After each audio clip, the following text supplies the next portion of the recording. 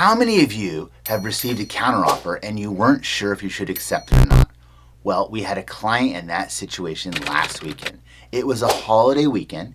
They wanted to buy a home in a resort area, and they'd been looking all summer because they were an investor and they wanted to build sweat equity. So they were looking for a deal. Well, as luck would have it for them, the MLS had been hacked and had been down for a couple weeks. So agents were resorting to using sites like Craigslist for their marketing. Well, one of our agents noticed this house on a Saturday night about 8:30 at night that was still available. It had been sitting there because of this MLS being hacked. She calls her client right away, super excited, says, hey, I can get back to town tomorrow at night by 9 a.m.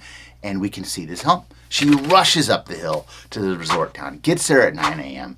The house is amazing. The client absolutely loves it. They write an offer, $20,000 below list.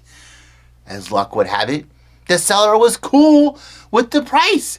All the seller asked and sent a counteroffer for was some of the minor closing costs being split differently. It amounted to under $1,900 on the counter. The agent tells her client, you should jump at this. The client starts to hem and haw and drag their feet.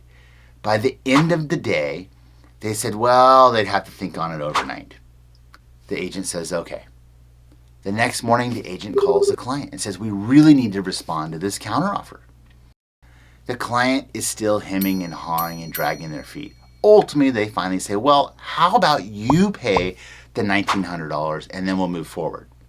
And the agent is just beside herself because no one's ever asked her to pay their closing costs before, so she really didn't even know how to respond.